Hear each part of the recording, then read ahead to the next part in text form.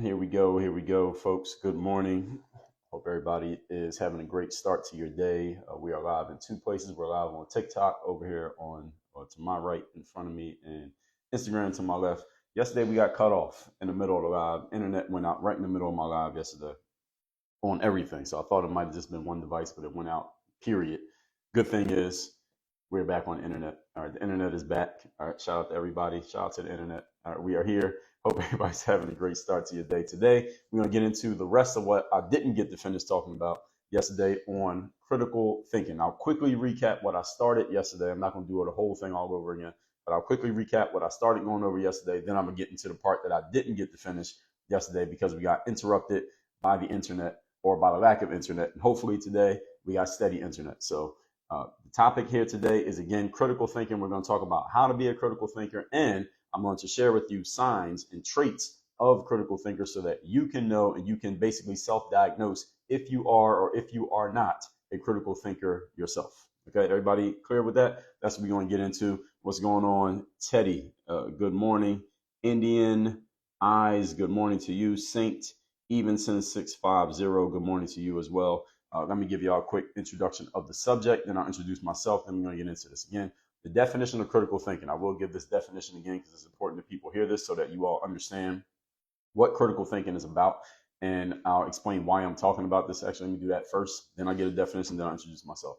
The reason I'm talking about this is because on my, I didn't put it on TikTok, but on Instagram, I've been posting over the last, let's say, week or so, talking about things that I know are, let's say, hot button topics that people are clearly going to be divided on. I could easily not talk about them and just talk about mindset and business things, and most people generally agree with the direction I'm going. But I've talked about some things that people I know are not going to agree on, and it's been interesting just seeing how people respond, and actually not respond, but the actual word is react to some of the things that they've seen because it has triggered them. Because of course we know with the presidential election coming up in the United States in a few months, a lot of people are emotionally triggered by Donald Trump, former President Donald Trump, who might win this election. He might not. But if anybody comes out and says anything even neutral, let alone positive about the guy, people just fly off the handle. And this has been happening a lot. And there's been some things happening that I'll probably use in my material moving forward. But we'll get to that when it's time to get to that. But anyway, why I want to talk about critical thinking is because a person who is a critical thinker doesn't have a problem with someone having an opinion that you disagree with. The first thing a critical thinker wants to do is find out where you got the opinion from. And it might actually help the critical thinker learn something, or it might not. But you got to understand where it came from rather than immediately just jumping down the throat of the person just because they happen to have a position or a perspective that does not jive with the way that you see things. So now let's get into what is a critical thinker. Definition. This is coming from the website called study.com. Definition. Critical thinking means making reasoned judgments that are logical and well thought out. It is a way of thinking in which you don't simply accept all arguments and conclusions you are exposed to, but rather have an attitude involving questioning such arguments and conclusions. It requires wanting to see what evidence is involved to support a particular argument or conclusion. People who use critical thinking are the ones who say things such as, how do you know that? Is this conclusion based on evidence or gut feelings? And are there alternative possibilities when given new pieces of information? Close quote. That is the definition of critical thinking. This is the way that critical thinkers look at situations. They do not just, again, immediately react when someone offers something that maybe they disagree with or something that maybe they don't see the same way. The first thing they do is get curious and find out where it came from rather than immediately start telling you why you're wrong or why you have the wrong perspective or why people should see things differently than what you're saying, or tell you, well, you have an audience, so you shouldn't be saying these wrong things to your audience. These are kind of things I hear from people who are not critical thinkers all the time, but they think they're critical thinkers and they think they're smart and they think they're intelligent and they think they are morally above people because they have a perspective that's different from yours. That is not critical thinking. Again, you are allowed to have that perspective if you wish, but that is not critical thinking. It is not critical thinking to tell someone that they're wrong for having a perspective that you disagree with. A critical thinker, the first thing they do when they hear a perspective that they disagree with is get curious and find out where it came from, not tell you that you're wrong. Everybody understand that? Okay, and when I get into my points, you'll understand this even better. Aristotle said, it is the mark of an educated mind to be able to entertain a thought without accepting it. This is the challenge that people have in the world that we are in today, is that people hear a thought that they disagree with, and the first thing they do is not entertain it, but they reject it and they attack it. That is not the first thing you do when you hear a thought you disagree with. The first thing is entertain it. That's interesting. Where did it come from? How'd you get it? Why do you think that way? What experiences or perspectives do you have that led you to this conclusion? And then when you entertain it, if you decide to still disagree with it, then you can do so. That is what a critical thinker is capable of doing. Most people are not critical thinkers. So today I want to help some of you out, some of you that are salvageable, some of you who are savable. Your brain is malleable enough that you are willing to adjust and possibly be a critical thinker. Maybe some of you already are, but in my life experience, my subjective life experience, my lived experience, as people like to say, I don't like that term, but in my lived experience, most people are not critical thinkers, but that doesn't mean you can't become one. Let's get into it. Point number one. And again, I'm going to recap these first three real quick, and then I'm going to go into the last three, which I didn't get into yesterday. So number one, critical thinker is curious. Naturally inquisitive, they are always asking, how do you know? All right, everybody heard these four words. Let me give you those four words again. Write these down. How do you know? Whenever someone offers an opinion, a perspective, a conclusion, an assertion, whether you agree with it or not, if you do not have their experience, the first thing you want to ask them is, how do you know? Four words. How do you know? Why do you think that way? Where'd you come to that? How'd you come to that conclusion? What experiences or perspectives or information do you have that led to you thinking the way that you think? A critical thinker is curious. They ask questions rather than making assertions. Does everybody understand this?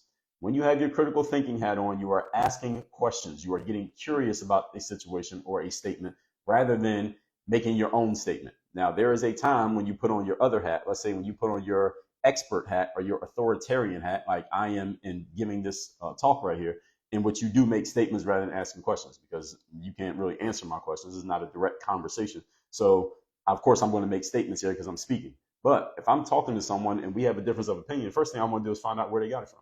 How do you know? Where'd you get that perspective? And a lot of times you can stump a lot of people who are not critical thinkers by simply asking them that four-word question. How do you know? And often they don't have an answer. I've had many conversations with people and they'll say something. They'll say, how do you know that? And they can't really answer it because what they have is some idea or belief that has been implanted into them by the people around them, their family, their friends, etc. And they have come to accept it and allow it to harden into dogma in their minds, and they don't even know why they believe it. So when you ask them, why do you believe that? They can't give you an answer. That shows you that they're not a critical thinker, and you want to make sure you're not that. Number two, critical thinkers are often skeptical. They are highly skeptical. Skepticism does not mean that you just doubt everything. A skeptic means you are just questioning and finding out, how are we sure that what you are presenting to me is the truth? That's what a skeptic is. A journalist, by the way, anybody who is an actual journalist, and journalism is pretty much on life support these days. There's not much journalism left because most journalists have become bloggers and influencers. Nothing wrong with that, but they're not journalists. A journalist's job is to get to the truth. And to get to the truth, you have to be skeptical of anything that is presented to you until you are 100% sure that it makes sense, which means it doesn't matter where the truth leads. See, a good journalist, their job is to tell you the truth regardless of what the truth is. Regardless of what the truth is. Even if the truth goes against maybe what they were taught, even if the truth goes against what their company wants to believe, even if the truth means that all their followers on social media won't like what they say, the truth is still the truth. And by the way, there's no such thing as my truth, your truth, his truth, her truth. There is only one truth. There are no multiple truths. Two people can't have two different truths. There's just one truth. So a skeptic is always looking to get to the bottom of a situation, get to the truth.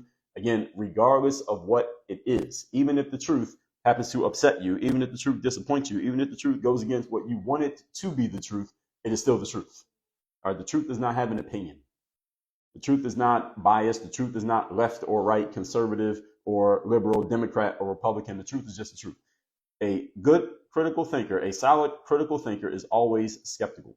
Again, often trying to be objective. No human being can be completely objective at any time because we all have unconscious biases within us that we may not even be aware of, but you can at least try to be objective. And one thing that I say all the time is I try to be as objective as a human can be, even though I know I can't be 100% objective because I have my own life experience. I got my way of seeing the world. I got my own beliefs. I have my own opinions. I can't be 100% objective, but I try to be. And I try to tell you when I'm giving you an opinion versus when I'm telling you something that is factual versus when I'm telling you a truth. And there's a difference between a fact and a truth, by the way. You can handpick a fact. You cannot handpick truth. Number three, humility. Critical thinkers are humble. The humility of a critical thinker is that they keep all their opinions flexible and they're willing to change their opinion given new perspectives, new information, and new observations. Let me say that one more time. Critical thinkers are humble enough to understand that every opinion that they have is flexible and subject to change given new perspectives, new information, and new observations. So any opinion that you have right now, everyone's listening to me, you should be willing to change that opinion given a new experience, seeing things in a different way, and or getting new information. That's what a critical thinker is willing to do. And a critical thinker, again, because you are skeptical and because you are curious, when you hear someone offer an opinion that maybe you haven't heard before, or they share a perspective that you have not gotten, or they share an experience that you have not experienced, first thing you should do is get curious and find out what was that? How did they go through that experience? And why did that experience alter their perspective? Everybody understand? Because experiences alter perspectives and information alters perspective. So if someone has a different perspective than you, they probably have a different experience and they have different information. That makes perfect sense, right? But because in these days, people are so quick to get combative when they hear something that they don't like, they never even engage and find out, why does this person think the way that they think? Because people have gotten so quick to just get into combat mode rather than get into curiosity mode. Those are two different things. Critical thinker asks questions rather than just going on the attack. And if you look around on social media these days, you see a lot of negative examples of this. People doing this the absolute wrong way. If you want to see some examples of this, look at the meme posts I've been putting on Instagram for the last week or so, and you see examples of people doing this the wrong way. They immediately go into attack mode when they hear something they don't like. Now, let's get into what I didn't get to yesterday, which is signs of a critical thinker. All right, these are the ways that you can know. I just kind of gave you some, but I'm going to give you even more ways that you know that you are a critical thinker, some habits and some traits that you can find within yourself that shows that you yourself are a critical thinker. Okay, number one was actually, I'm making this like a long series, but number is actually, I got 40, so this will be point number 4. I gave you number 1, 2, 3, this is number 4. You are not angered by views that are different from yours. This is a simple one right here. You are not angered when you hear or see a view that differs from your view. All right, so if you are a Democrat and somebody walks in the room and tells you that they're a Republican and they hate Democrats and they will vote Trump and MAGA for the rest of their lives, even though you absolutely disagree with that, it doesn't bother you, it doesn't disturb you, it doesn't throw you off emotionally, and you're willing and able to engage with that person in a conversation and in a dialogue in a spirit of curiosity. Even if you're not looking to change your mind and you are not looking to, and you probably will not be successful in changing their mind, you're still willing to have the conversation. How many of you have that ability? Let me just pose that question. Put in the comment section. How many of you have that ability? That someone walks in a room and they offer an opinion that is completely opposite of your opinion on the same subject, but you can have a dialogue with them without getting angry, without losing your composure, without cussing them out, without telling them that they're a terrible person, and you could actually even be friends with them because you may have a bunch of other things in common besides that. How many of you have that ability? I find that most people do not have that ability. Most people do not. Most people get really upset when they hear things that they don't like or things that go against the grain of what they've come to believe. And again, it causes this what do we want to call it? Just cause this disturbance, let's just say, in discourse. And social media, it's been exacerbated by social media, but I'm not going to blame social media because social media is just people. So if we're going to blame social media, we got to blame people. And you and I are people. We're the ones who make social media what it is because everything on social media is content created by us. So we can't blame social media because they're not doing it. We're doing it. Now, of course, they have the algorithms and all of that, but you still got to post stuff in order for people to get mad about it. So we can't blame an app when we're the ones putting all the content on the app. So the point is, you can hear something that you disagree with and be fine with it. All right, you could be a conservative and hear a liberal talk about all the liberal talking points and just get curious, have a conversation with them. And you could be a liberal, hear a conservative come on and say all the things they love about Donald Trump and MAGA and whatever you think Donald Trump's going to do is going to destroy the world, and still have a conversation with them and not lose your composure. All right, again, a critical thinker has this ability. And as I said, most people are not critical thinkers. And you do not escape conversations when someone questions you. Let's say you offer an opinion. Somebody asks you a question. They offer you a question. You don't escape the conversation with something like, well, you should go look it up or you should go educate yourself. Well, what'd you bring it up for if you don't want to tell them how you got what you got? If I tell you I know something or I assert something and you ask me, well, how do you know that? I will offer you my perspective of where I got it from. I will tell you where I got it from and why I believe what I believe. I will explain it to you. There's a reason why I do these lives. And if you're not willing to do that, then again, are you a critical thinker or are you just repeating dogma that has been installed into you? And by the way, another thing with critical thinkers or non-critical thinkers is that you should examine every belief that you have and ask yourself where you got it from. And what many of you will find out, and I've had this happen to me as well, is that you will find that many of your beliefs are things that were installed in you by the people around you, maybe in your youth, your parents, your friends, your teachers, your peers. They were beliefs that were installed in you. You never examined them. You grew up your whole life believing them, and you might live your whole life before you ever realize, like, damn, you know what? That belief is based on some nonsense, but I never even examined where it came from. And there are many of these. How many of you come from a home where when you were a kid, if you didn't eat all your food, your parents would say to you something like, well, there are homeless people out there and there are kids starving in Africa. You should eat all your food because there are people out there who don't have food. How many of you ever had your parents say that to you when you didn't eat all your food? Or how many of you were ever told that when you were sitting at the dinner table, if you didn't finish your food, you weren't allowed to get up from the table until you ate everything that was on your food? How many of you ever had that told to you? I had that told to me when I was a kid, and there's a little bit of lag. You has ever had that experience? I'm sure many of you have, or some of you watching on replay have had that experience. It wasn't until I was like over the age of 30 that it was a mirror held up to me like, dude, just because you eat all the food on your plate, that's not going to feed any of the starving kids in China. That's not going to feed the homeless guy across the street. You eating the food is not going to do anything for them. So why are you believing that? And when I really thought about it, I said, that is kind of a silly thing to believe. And that person who held the mirror to me was 100% correct. So you have to examine your own beliefs, because some of your own beliefs may be based on some nonsense. But until you examine them, you may not even realize it. And this is the reason why it's important to be a critical thinker, and it's important to surround yourself with critical thinkers, because they will challenge your beliefs, and you may find out that some of your beliefs are based in nonsense. But until you challenge them, you never find out. All right, number 5. We're talking about the signs, the ways that you will know that someone is or that you are a critical thinker. You do not like when people insult others for thinking differently or having a conflicting point of view. This is what we call the ad hominem fallacy. Those of you who know what that means, ad hominem means to attack the person rather than attacking the point. So ad hominem is one of many logical fallacies, but it's one of the common ones.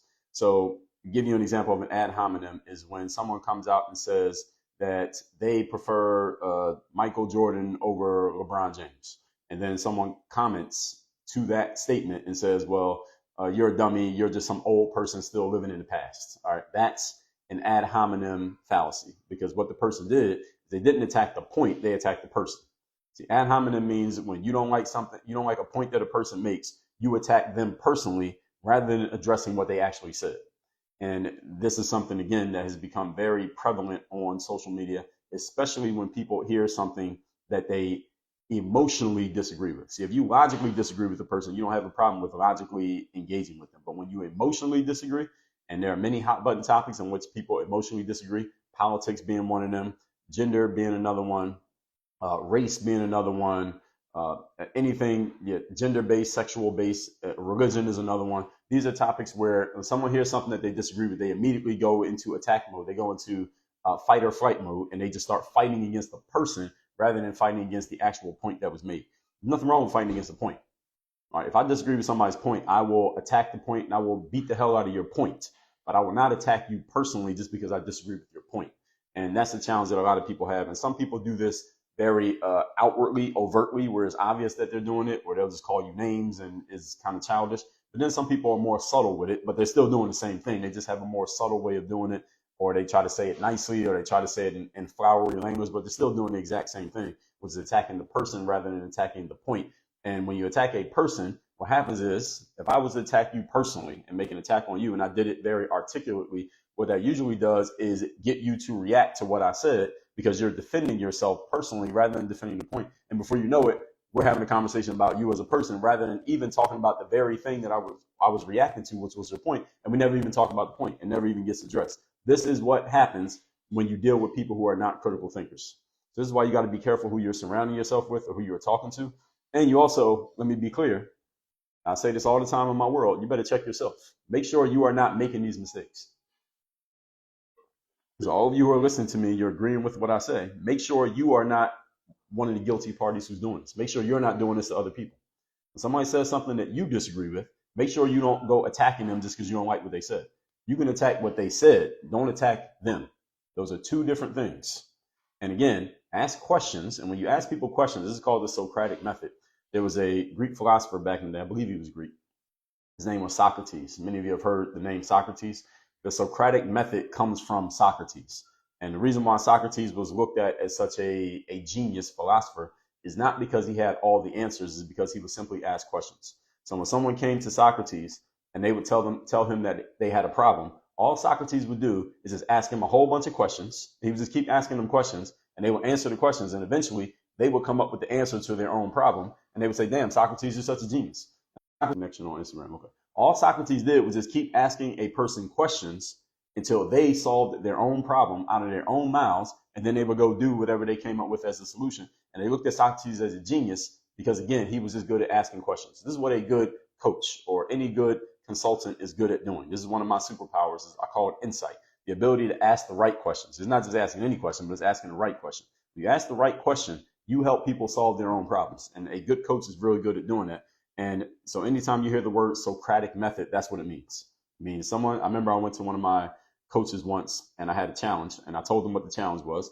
And they just started asking me questions. They asked me like 3 questions and I came up with the solution. And they said, see, that's a Socratic method. All he did was ask me questions. So again, you're a critical thinker, use the Socratic method with people. Just ask them questions. Now, the key is you got to ask the right questions. Don't ask dumb questions. And asking the right questions is a skill. That's not a talent, which means anybody can develop it. Point number 6.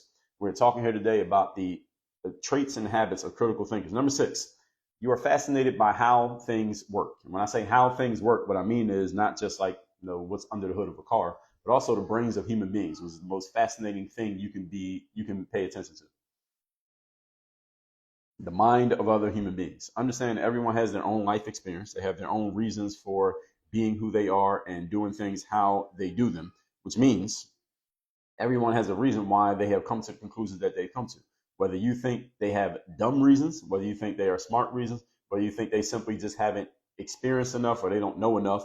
So if you're over the age of 40 and somebody says, well, LeBron's the greatest basketball player of all time, Jordan's not even close.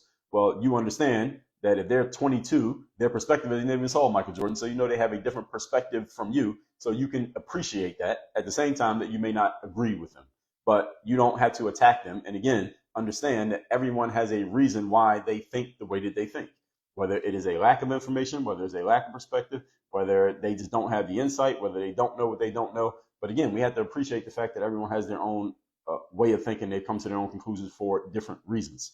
Ask questions. And as you ask questions, you will learn why people think the way that they think. And again, doesn't mean you should try to change people's minds. I'm not in the business of changing people's minds. I would suggest any of you who's out there, do not get in the business of trying to change a person's mind. I had a person send me a DM on Instagram, as a matter of fact, just today, before I started this, a person sent me a DM on Instagram and they're telling me, well, they are basically trying to convince me of all the reasons why, because I said something neutral. It wasn't even that positive. I said something neutral about Donald Trump on Instagram yesterday.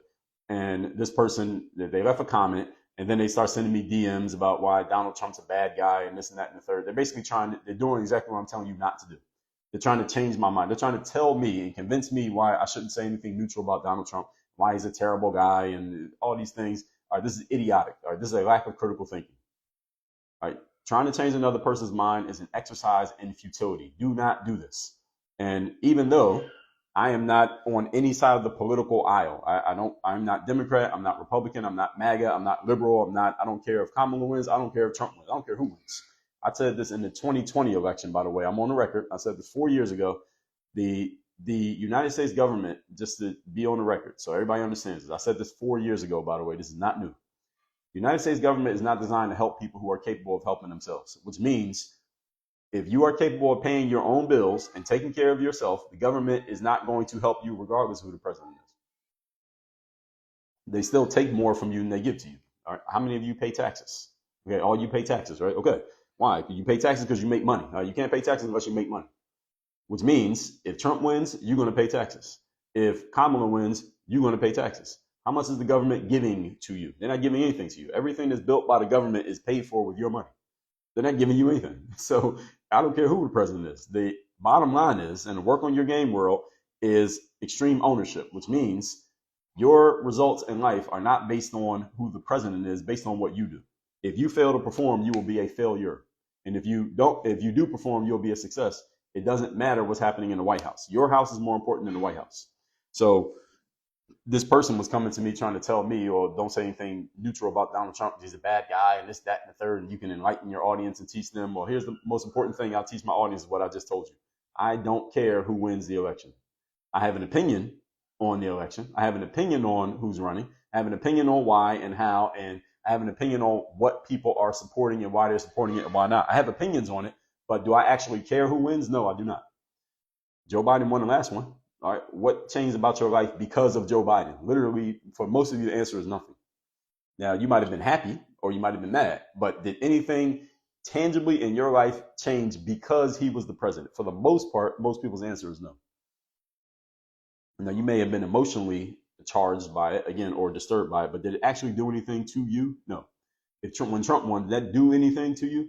For the most part, no. If you are doing the right things in the direction of being successful, then you will be a success regardless of who wins. And if you are doing the wrong things in the direction of being a failure, what it does is it puts all the onus on you and takes it off of them. And this right here, again, I told you, extreme ownership is one of the core principles of the work on your game philosophy. So I'll show you right here. I have this book that I haven't even put out yet. This is called the 12 Work on Your Game Commandments. You cannot buy this book. All right, this is it's printed, but you can't buy this. This is not available to buy. But the 12 Work on Your Game Commandments, I talk about literally the 12 commandments of what work on your game is about. These are our 12 core principles, actually 13 of them. And one of them is extreme ownership, which means it doesn't matter what everybody else is doing. Most matters what you are doing. All right, what most matters is what you are doing. Your house is more important than the White House. And it's very interesting that when I put these materials out, and I'm going to keep doing it between now and probably moving forward up to January, regardless of who wins the election, I'm going to make my comments and share my opinions about what's happening in the election cycle and the conversations about Trump, about Kamala, assuming that they're going to be the two people who are running again. And people are going to get really excited. Excited could be positive or negative based on what I said, because they're so bought up in this conversation. But again, I just want to make sure all y'all understand, I am on the record. I said this in 2020. I do not care who wins, and you shouldn't care for the most part. Most of you should not care who wins. Because if you are capable of taking care of yourself, paying your own bills, putting gas in your own car, and putting food on your table, the government takes more from you than they will ever give to you. All right, look at your life and take stock of it. That is 100% fact. You pay more in taxes than the government gives you. What's the government ever given to you? Maybe you got a stimulus check. All right, how much was the stimulus check? And then count how much you paid in taxes. All right, they didn't give you anything. That's your money. Okay, that's your money. They didn't give you anything. They gave you a little bit of your money back. Most of the money they're taking from you, you don't get that. It's going to everything else. Okay, extreme ownership, folks. Oh, somebody said Kennedy is running. Yes, you're right. Kennedy is running. I don't think he's going to win, but he is running. You're right about that. Okay, so now let's continue here. Number 7. I'm on point number 7. We are talking about habits and traits of critical thinkers. Number 7. You can and you want to have rational conversations with people with whom you disagree. You can and you want to have rational conversations with people with whom you disagree. And again, the best way to have a conversation, ladies and gentlemen, is to ask questions, not to make assertions, definitely not to put beliefs and ideas on other people. In other words, telling them what they believe or telling them what they think. That is a poor way to have a conversation. It's usually the wrong way to start a conversation.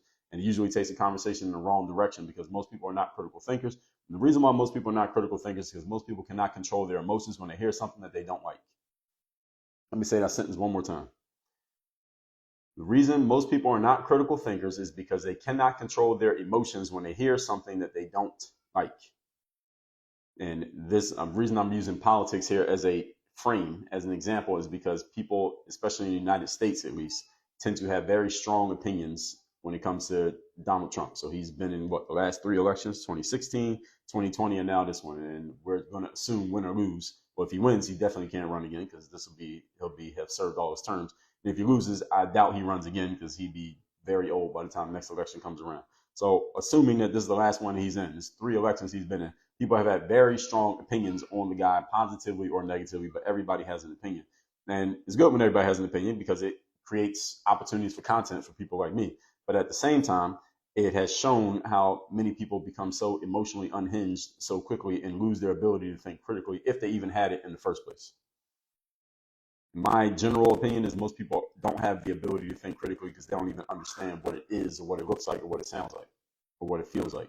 So then this just exposes them. What it does is it just exposes who you are. It doesn't, and it's been said that crisis and challenging situations in life, what they do is they don't build you, they reveal you. Has any of you ever heard that before? I come from the sports world. So in the sports world, they say that sports does not build character, it reveals character. All right, you get into a challenging situation, all that challenging situation does is reveal who you truly are. You were always that person. It's just you were able to hide it because you weren't in a crisis. But when you get into a crisis, well, it becomes obvious because now you can't be so controlled. You don't have time to think. And now you just expose who you truly are. So when people get excited, again, excited can be negative or positive. When people get excited, they tend to expose who they truly are. And what this topic of the election in America is, you got a black female and a white man that many people call racist. Whether you agree with that or not is not the question. This is a super polarizing conversation. And people like myself who can look at it from the middle in a dispassionate way, because as I told you, I don't care who wins, because I'm still going to be successful regardless of who wins, because I've already made that decision. I don't care who the president is.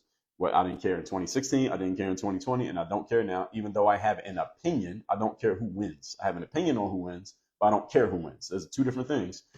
I can stay in the middle and I can talk about this objectively, again, as objectively as I can, and think about it critically. Whereas other people, they are all in on one side or on another side. So they're more emotionally engaged. And I tell people all the time, this is something you should know about what we do here at Work on Your Game. You are in the emotional management business. You are in the business of managing your emotions. And in here, 12 Work on Your Game commandments. Commandment number 10 is mental toughness. Mental toughness is about your ability to maintain your discipline and your confidence regardless of what's happening around you. All right, and number 1 is extreme ownership. Extreme ownership means you take ownership of your entire situation, regardless of what anything or anyone else is doing, including the government, including the president, including anything else you want to name. You are responsible. You are responsible. Everything that happens, you're responsible for it. Even if it's not your fault, it's your responsibility. If you want to be a leader, that's the way it works. Okay, so let me recap these points. If you got a question or comment, go ahead and put it in here. I'll recap. I gave you 7 points here. I recap quickly what I did yesterday because I got cut off, and then finished up here today. We're talking habits of a critical thinker. So I'll give you this definition again. All right, let me give you the definition again of a critical thinker. This is from the website study.com. Critical thinking means making reasoned judgments that are logical and well thought out. As a way of thinking in which you don't simply accept all arguments and conclusions you are exposed to, but rather have an attitude involving questioning such arguments and conclusions. It requires one to see what evidence is involved to support a particular argument or conclusion. People who use critical thinking are the ones who say things such as, how do you know that? Is this conclusion based on evidence or gut feelings? And are there alternative possibilities when given new pieces of information? All right, 7 points. Number 1, a critical thinker is curious, naturally inquisitive, always asking the question, why and how do you know? If you're a critical thinker, you should add that question to your arsenal and use it often. Number 2, skepticism. Critical thinkers are willing to get news and perspectives from different perspectives. By the way, this is something that where was I talking about this? I did an episode on my show, as a matter of fact. My show is called Work on Your Game, comes out every day. And I did an episode that'll be coming out soon where I said this. You should agree with. You should be following and listening to some people online who you disagree with, people who you don't agree with what they're generally about. You should follow them anyway, because you need to know what they're talking about and what they're telling their audiences so that you are informed as to what's going on every side of the conversation. I follow a whole bunch of people on, I don't scroll on Instagram, and I don't follow anyone on TikTok, but on Twitter, which is where I get most of my news. I don't watch the news, but I get most of it from Twitter. I follow a bunch of people on Twitter who I generally disagree with. People who I think are race hustlers, people who are super on one side or other of certain conversations, people who support things that I don't agree with. I follow a bunch of them on social media, not because I'm trying to get my mind changed, but because I want to know what they're talking about. I want to know why they're saying what they're saying. And I want to know what their conclusions are, where they're coming from. And every once in a while, they say something that I actually agree with. That's where my show is called Work on Your Game, by the way. It comes out every day. It's for free. You can find it on Apple or Spotify. Work on Your Game is the name of the show.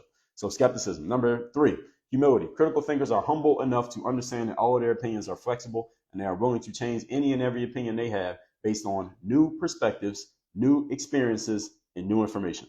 A critical thinker is humble enough to understand that their opinions they hold loosely.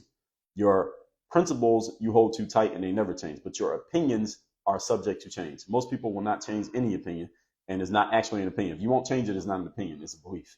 Number 4, signs of a critical thinker. You are not angered by views that are different from yours. In other words, someone offers an opinion that you disagree with, you don't get mad and you don't go attacking them and jumping down their throat and trying to kill them just because they have an opinion that you don't like. Or you don't go calling them names and I'm going to unfollow you on social media because you said something that I don't like. That's just ridiculous. It's childish. Number 5, you don't like when people insult others for thinking differently or having a conflicting point of view. Again, you don't like when other people display a lack of critical thinking ability. That's basically what that is. I don't like what you said, so I'm going to go insult you and say something negative about you as a person. That's called ad hominem. Again, that is childish. It is a logical fallacy to attack a person because you disagree with their point. If you disagree with someone's point, then you must address the point. Do not address the person. And again, critical thinkers have this ability because they have control over their emotions. Most human beings do not have control over their emotions. That's why you see people go flying off the handle in the comments on social media when they hear something that they don't like, because most people are mental midgets, is what we call them. Number 6, you are fascinated by how things work, including the human mind. So when someone offers an opinion or perspective that you disagree with, you respect them enough to ask them questions. Notice how these points connect. Ask them questions and find out how they came to their conclusion. Why do you think like that? Where did you get that from? How did you learn that? What experiences or perspectives do you have in life that I maybe don't have that led you to think the way that you think versus me thinking the way that I think? You might learn something, folks. Critical thinkers are inquisitive because they are looking to learn. Whereas people who are not critical thinkers, their mind is closed. It's like a business that's closed. It's closed for business. The doors are locked. So they are not open to learning or hearing anything other than what they already believe. Critical thinkers, the doors are wide open, meaning they are willing to listen. Doesn't mean they'll accept everybody, but they are willing to listen to anything that they hear that disagrees with what they originally thought. That is what a critical thinker is willing to do at all times. And they're willing to engage with other people's perspectives and ideas because, again, you can always learn something new from anybody if you are willing to engage with them in conversation. Because, again, everybody has a unique perspective and a unique experience of life, which means you may learn something from another person that you would never learn on your own because they have done things and been places that you have never done and never been. So you got to learn, but you can't learn things from people when you are talking. You can only learn when you are listening, which is why you have to ask questions, which prompts people to speak, and then you shut the hell up and listen, and you might learn something. Number 7, you can and want to have rational conversations with people with whom you disagree. Rational conversation. Rational conversations mean you ask a question and you shut up and listen. Let me say that again. Rational conversations mean you ask a question and you shut up and listen. That's what a rational conversation means. Now, that does not mean every person you listen to can teach you something, because some people just don't know a lot. All right? Some people don't have a lot of perspective. Some people don't have a depth to them, but you won't know until you let them talk. All right? You have to give them a chance to say what they have to say. And once they say what they have to say, you could decide, okay, I will take this in and that is actually useful. I could use that. Or you know what? I'm not going to take that because I don't see that as useful based on your own ability to think and reason. But you have to listen and let people speak. And again, this is one thing that I'll give you as a call to action here. On social media, wherever you are, whatever social media apps you all like to use, go follow some people who you know you disagree with. Some people who you know are, let's say, influential. They have a nice sized audience and they share their stuff a lot, and you know you disagree with them. Go follow a few of those people. I would tell you, go follow 5 of those people right now. Whatever app you use, go find 5 people who you know you disagree with them and follow them. And just listen to what they're saying. See what they're posting. See what they're talking about. Read their captions. Find out why they are saying the things that they're saying. And what you're going to find out is, number 1, you will learn where they're coming from. And then you can at least learn to respect where they're coming from. Because, again, they have a different reason for thinking how they think than you have for thinking how you think. And for example, if you, like, I put up a post on IG a couple of weeks ago. I said, no such thing as a trans person. You can't change your gender from male to female. I said that on as soon as I said that, I got a violation warning on TikTok. As soon as I said that word, I got a violation warning on TikTok. So anyway, I said, there's no such thing as you heard what a T person. And there are people out there who might disagree with me because maybe their cousin or their teacher's son is a T person. All right, so they have a different perspective than me. I don't have anybody in my life who, at least that I know of, they went from one gender to the other. I don't have anybody who had that experience. But if you have that experience, then there's a reason why you think, and it doesn't mean I'm going to change your mind. But if I understand why you think that way, then at least I can respect your perspective. And again, critical thinkers can respect the perspectives of anyone as long as you understand it. And as I said, I'll say this for the 20th time here in this live. You cannot understand another person's perspective if you are always talking to them rather than listening to them. Smartest people are the best listeners, and they're the ones who ask questions. They do not make statements. They do make statements, but they're asking questions too. And again, there's a time to put on your make a statement hat, and there's a time to put on your ask a question hat. When I'm doing what I do as a coach, for example, and as a consultant, one of the most valuable things that I do in my business is ask questions. When I'm working with coaching members of our university, I'm often asking them questions. And you ask the right questions, you open people up to think for themselves. And people are much more likely to take action on a thought that came from their own mouth than the thought that came from somebody else's mouth. So I could tell you all the information in the world. And by the way, I've given out, for the last 20 years, I've been giving out information online. I've been putting material online for 20 years, literally. And I promise you that you are more likely to take action on something that you say to yourself over the course of 5 minutes than if you listen to everything I've ever said over the last 2 decades. Because you are more likely to be influenced by your own words than you are to be influenced by mine or anybody else's. So this is why asking the right questions helps people better than giving them all the answers. My job as a coach, as a consultant, is to ask the right questions. That is my superpower, rather than giving you all the answers. Because again, I've been giving out answers for 20 years. And people still, they've been in my audience for all this time, and they can still feel stuck. Why? Because they didn't come up with the answers themselves. See, my information is not more valuable than your insight. And that's why my job is to help you see what you need to see without me giving it to you, but helping you uncover it on your own. Everybody got that? All right. So any questions or comments, go ahead, put them in the comment section. Let me address them. I'm going to, let's look through TikTok first. Then I'll go to Instagram. TikTok got to widen the space for the comment section so I can actually see it. And what TikTok needs to do, Instagram needs to do this too. They need to put a little button in the lives where you can just push the comments and you can just see comments instead of seeing every time somebody joins the live or follows you, they give you a notification. And then I got to scroll through all of these so I can see the actual commentary. If you have a comment on Instagram, go ahead and post it in the comment section. I'm going to address it in 1 second. I'm looking through TikToks first, then I'm going to go through Instagrams. And we are talking here today about critical thinkers, habits of critical thinkers, and traits and ways that you will know that you are a critical thinker. Bobby says, what are your thoughts on the law of attraction? I have a whole episode on my show about the law of attraction. Let me give that to you. I got my notes here. I got a list here of every episode I've ever done in the history of my show. And I talked about the law of attraction episode number 2383 and 2384. So if you want to know about the law of attraction, that's where I laid it out. Again, 2383, 2384. My show is called Work on Your Game. You can find it on Spotify or Apple. Or just go to workonyourgamepodcast.com. Sometimes they don't list all the episodes. Zatar said, yes, the rules of debating. Yes, attack the point and don't attack the person. That's right. If you get on a debate team like in college and you attack the person instead of the point, you lose points. You lose. You get disqualified if you do that.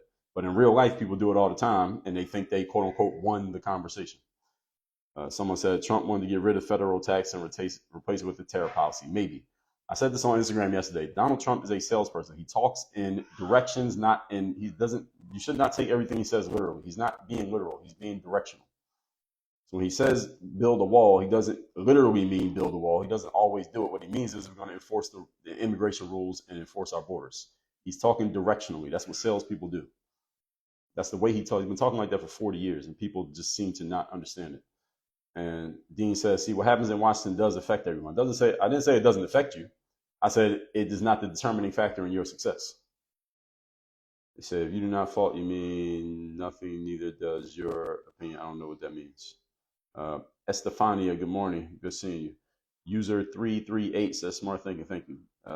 Diaz says, one change the president did result in me not being able to finish college. How so? How did the change in president stop you from finishing college?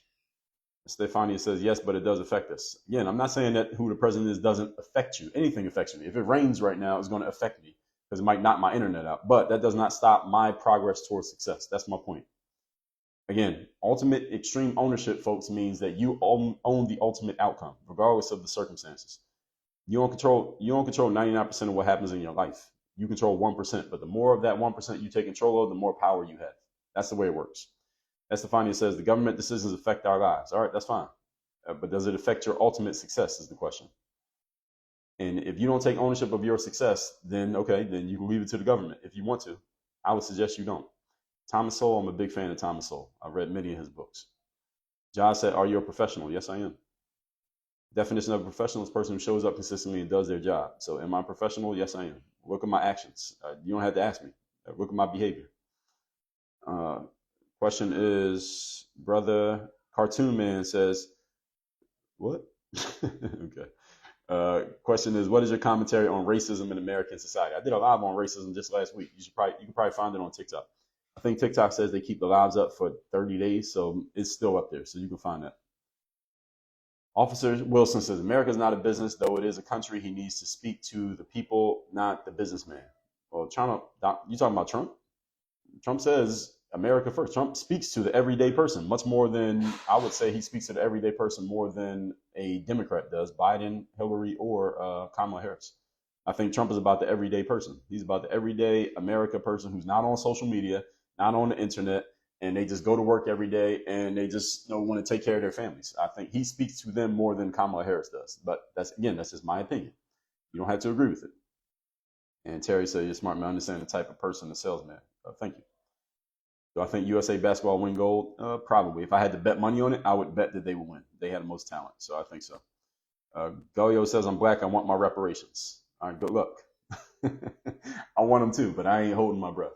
All right, I want them too. If somebody is able to get reparations, I will take the money, but I'm not putting any of my resources into going after reparations. That's what I'll say. Again, folks, extreme ownership. I told you, 12 work on your game commandments, extreme ownership. So if the government decides that they're going to give reparations to black people, I will take my check, but I am not putting any of my time, money, attention, energy, or focus into trying to get reparations. I will go make my own money just in case it doesn't happen. I'm not sitting around waiting. That's what I say about reparations. All right, so I'm over on Instagram now. You got a comment or question on Instagram, I will get to it. JR Sled says, I'm glad I'm not the only one that feels this way about the election. A bunch of people feel that way about the election, but a lot of people won't say it out loud because if you do, then people will attack you. Oh, not having an opinion means you like Trump. All right, if you don't vote, that means you're voting for Trump. If you vote for Kennedy, you're voting for Trump.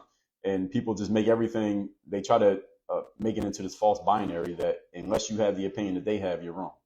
And again, that's a lack of critical thinking. That's what it means. That's what it is.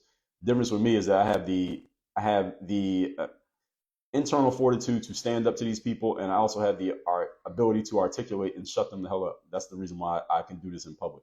Whereas other people, if they were to say these kind of things, people will just attack you to the point that maybe you don't want to deal with it. But for me, this is fun. I enjoy these kind of exchanges with these people who think that they're smart, but they're not as smart as they think they are.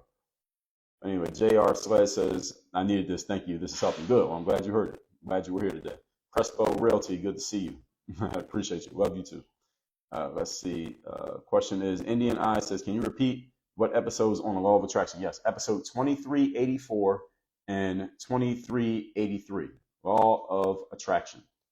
2384 and 2383. I thought I did another one on it. Maybe I spelled it wrong. Let me see. Law of attraction. Yeah, 2384 and 2383. The law of attraction. And I talked about a bunch of laws here. Law of entropy, law of inertia, law of attraction, law of association. I talk about all of those on my show. Again, workonyourgamepodcast.com. That's where you can see every episode in the history. Because we have so many, we got 3,000 episodes, they don't put them all in the feed. So if you go on Spotify, you might only see like the last 500 episodes, or Apple. But if you go to workonyourgamepodcast.com, you can see all the episodes and you can listen to any one of them right there on the page. Again, that's workonyourgamepodcast.com. And by the way, Indian Eyes, if you just do the search function and just type in law of attraction, we have a list of every episode right there on the page. So you can just search through the list and find whatever one you want. When is the new book coming out? This one right here, the 12 Work on Your Game Commandments. We got like 8 books in the pipeline right now that I want to put them all out. I haven't decided how the rollout's going to be, but they will be coming out probably in the year. They'll be coming out this year, 2024. We're just working on some back end stuff, some funnel stuff, some functioning stuff, but we're going to drop. I got a bunch of books coming out that I haven't even announced, but that's one of them. But I've talked about that. Actually, I have a episode on my show called The 12 Work on Your Game Commandments. Let me tell you where that is if you want to listen to it. Any of you want to hear that? I did it in a 4-part series. That was episode number 2219, The 12 Work on Your Game Commandments. And it's actually 13. I miscounted. It's 13 commandments, but we still call it the 12. So I appreciate that, Crespo. Let's see what we got over there on I answer a couple more questions, then we're going to wrap this up, folks. Goyo said, I'm a black man. I will vote for Trump. All right. Everybody has a vote. You can vote for whoever you want. Terry said, I don't agree with Trump at all. I'm saying you understand that salesperson and will lie. Well, it's not necessarily lying. In sales, it's called puffery. There's an actual sales technique called puffery. and it's legally allowed. Puffery means you can talk up your product as bigger than it actually is, and it's allowed because if you had to be literal about every single thing that you said, then it'd be very hard to sell anything. So anywhere, in other words, if I'm selling a used Toyota, I can say this is the best car you could possibly buy. This is the best car money can buy. It's amazing. Now, is that true? Probably not. What I'm doing is I'm talking it up. That's called puffery, and puffery is allowed. Donald Trump uses puffery every time he speaks. I'm saying that's his normal way of talking. He's not even thinking about it. This is his normal style. So when he says things, he tends to exaggerate because that's his salesperson. That's the salesman in him talking. And he does that all the time. So when he said lock her up about Hillary Clinton, what was he saying? He was saying don't ignore the fact that she did some stuff that might not be on the up and up. Did he try to lock her up? He won the presidency. Did he try to lock her up? No, he didn't even do it. So again, if you look at his actions, you can see. He says, what's another thing he said? Again, when he said build the wall, what is he saying? He's saying we're going to defend the borders and we're going to enforce immigration policy. That's what he meant when he said build the wall. He was giving you a visual image. Again, y'all, if you understand sales, then you understand what he's doing. When he said lock her up about Hillary Clinton, again, he didn't mean he was actually going to try to take her and put her in jail because he didn't do it. He won the presidency. He had 4 years to do it. He didn't do it. What was he saying? He was saying imagine her in jail, because that created a negative image of her, and that allowed him to win the election. That was what he was doing. Again, when you understand sales, you understand his techniques. He's a very good salesperson, whether you like him or not. And when he says something like the other day, he said he's going to give immunity to all police officers, and a lot of people got upset about that. Let's talk about that. He said, I'm going to give immunity to police officers. First of all, the president does not have the power to do that. So again, anyone who's a critical thinker and understands logical thinking, understands that he can't even do it regardless of what he says. He can't do that. For him to give immunity to all police officers, he would have to go through Congress, which is the Senate and the House of Representatives. And if either one of them is controlled by the Democrats or even their Republicans, they might reject that and say, no, we're not doing that, because they would all look bad if they went through it and the citizens, me and you, didn't like it. They would look bad and they might lose their jobs. He is not going to do that. That's not going to happen. He doesn't have the power to do that. It's not going to happen. What is he saying when he says that? What he's saying is, I want police officers to feel like they can do their jobs without worrying that they're going to get taken to court for handling a criminal or a suspect the way that they're supposed to.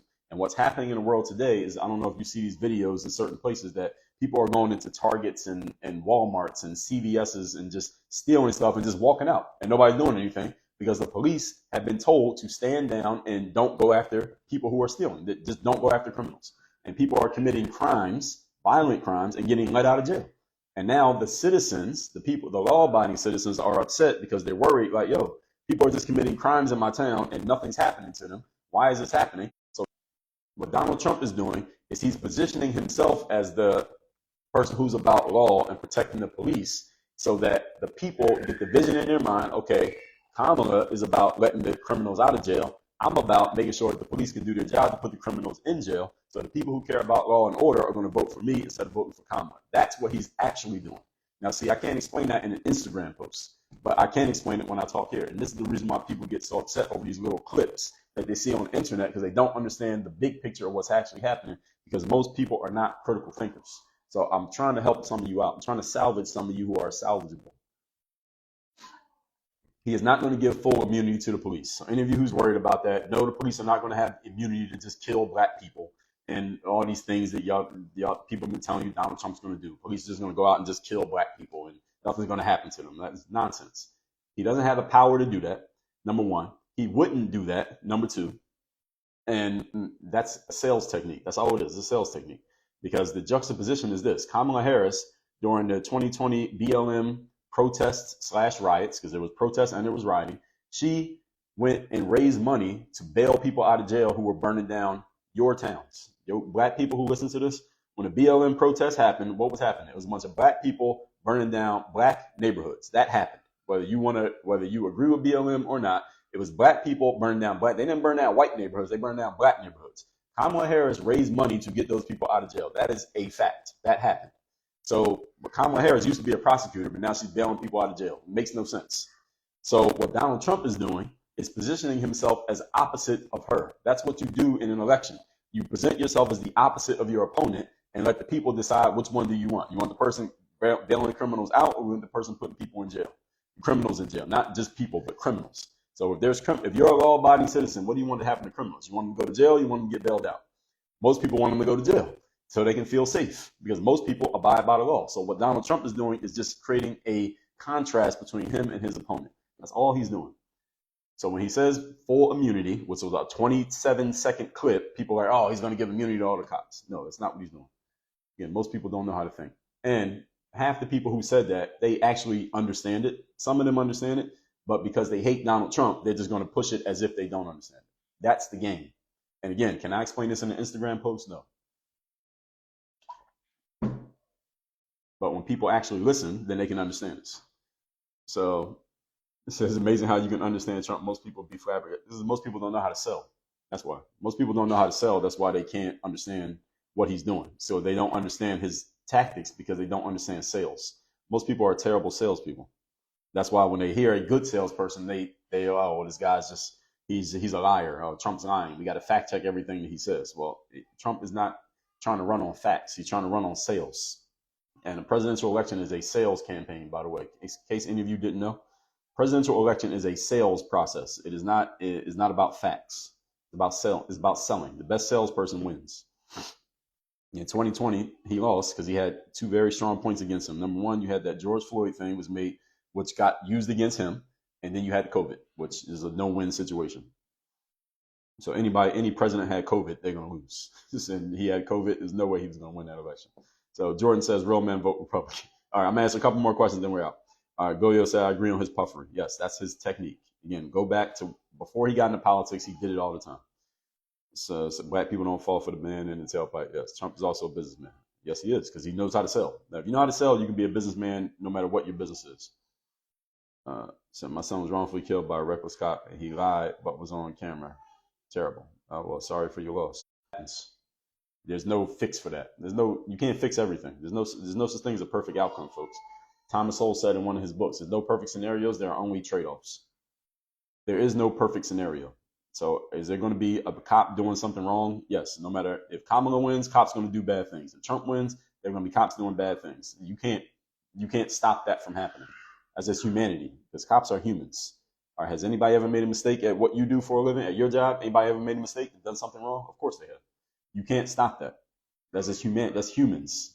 That's not the president. That's humans. When Biden was president, look, that woman that got shot, I forgot the woman's name, who got shot by the cop last week, and it was on camera. She had the water pot in her hand, and they shot her. Who's the president now? All right, anybody blaming Joe Biden for that? No. But when something happens and Trump's the president, all of a sudden it's because of Trump. All right, it doesn't make sense.